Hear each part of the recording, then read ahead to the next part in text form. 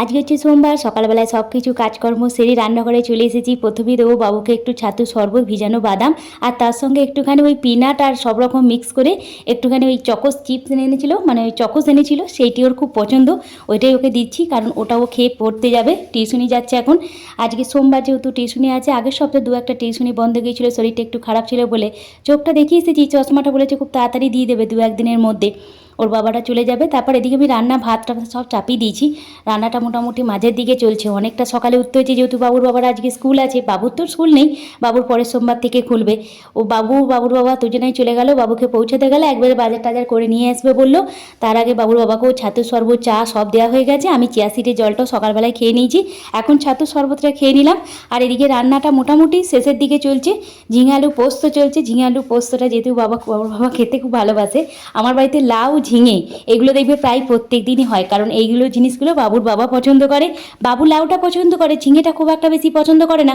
আর পটলটা আমাদের বাবুতে একদম পছন্দ করে না, তার জন্য পটলটা যখন খুব প্রথম দিকে একটু ভালো লাগছিল তখন নিয়ে এসেছিল।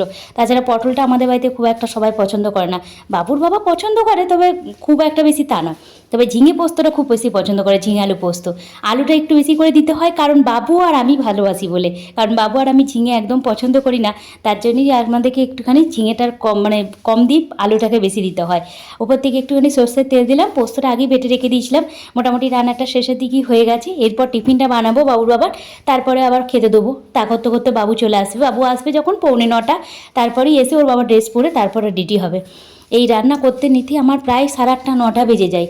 এখন মোটামুটি ওই 8:30-র ওপর হয়ে গেছে। এবার টিফিনটা তৈরি করছি, এই টিফিনটা বানিয়ে নেবো, তারপরে আমি আবার ওর বাবুর বাবাকে ভাতটা দেবো। মাছ ভাজা আনলে মাছ ভাজবো। তারপর আসলে না, যখন মাছটা বাবুকে টিউশনি যায় সেই দিন টাটকা টাটকা মাছটা নিয়ে আসে, যেদিন টিউশনি থাকে না একবারে সেই 2-3 দিনের জন্য মাছটা নিয়ে চলে আসে। প্রত্যেক দিন যাওয়া সম্ভব হয় না। এদিকে রুটি মেকারের মধ্যে আমি রুটিগুলোকে করে নিচ্ছি।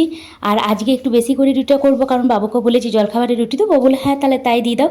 কারণ মাঝে মাঝে ভাত দিই, মাঝে মাঝে পরোটা বা রুটি যদি ওর বাবার টিফিনে তৈরি করি, তখন একবারে বেশি করে করি, বাবুকেও দিয়ে দিই।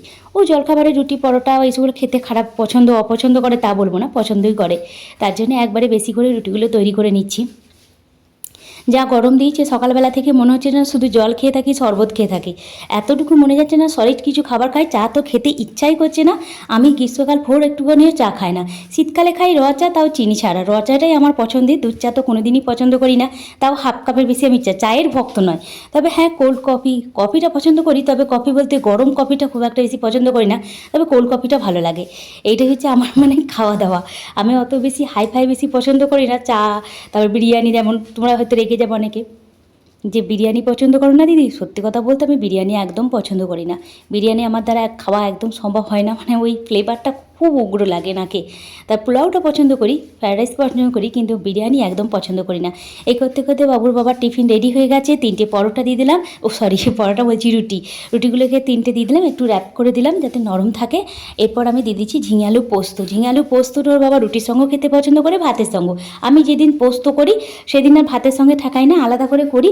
একবারে ওর বাবার স্কুলের টিফিনও দিয়ে দিই, বাবুর স্কুলের টিফিনও দিয়ে দিই, আবার ওখান দিয়ে দিই। কারণ 2 রকম তরকারি করা, ভাজা করা, ডাল করা, দুজনাকার টিফিন রেডি করা সম্ভব হয় না। যদিও এখন বাবুর বাবার স্কুল চলছে, বাবুর চলছে না, তবুও সে একসঙ্গেই তো রুটিটা করতে হচ্ছে। টিফিন সেই একই রকমই বেশি পরিমাণেই করতে হচ্ছে, হয়তো টিফিন বক্সটা করতে হচ্ছে না বাবুর জন্য। এদিকে একটা শসা আর একটা আম দিয়ে দিলাম। 2-3 দিন ফেলে আসছিল, আমি বললাম মনে করে খেয়ে নেবে, যাই হোক দিয়ে দিয়েছি। আর এদিকে এবার ভাতটা বেরিয়ে দিচ্ছি। এখন মোটামুটি 9টা 5 এরকম বেজে গেছে। প্রথমেই ভাত আজকে করেছিলাম, ভাত, তারপরে তার সঙ্গে ভেন্ডি ভাজা, ঝিঙে আলু পোস্ত, আর একটুখানি করেছিলাম মুগের ডাল। আমাদের বাড়িতে মুসুরির ডালটা কেউ খায় না, মুগের ডালটাই করি। মুগের ডালটা করেছি, আর একটু মাছ ভাজা। এই হয়েছে আজকের মেনু।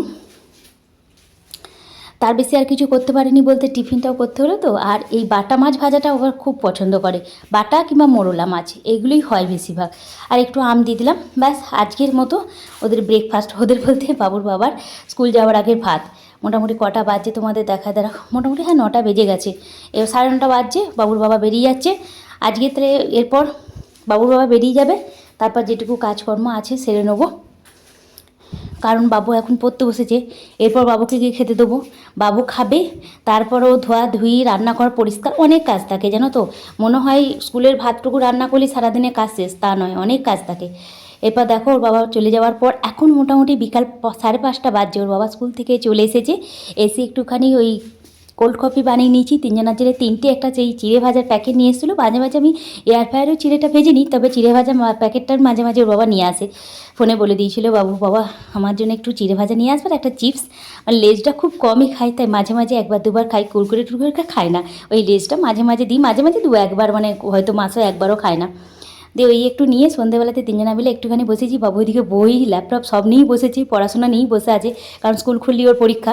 চলো তাহলে আজকের ব্লগটা আমি এখানেই শেষ করছি। আর কি দেখাবো, আমার এই ছোট্ট লাইফ, ছোট্ট জীবন একটু তোমাদের সঙ্গে শেয়ার করলে মনটা ভালো হয়ে যায়, তাই ছোট্ট করে ডেলি একটুখানি তোমাদের সঙ্গে ব্লগ শেয়ার করি। আজ তাহলে ব্লগটা এখানেই শেষ করছি। Bye bye, tata.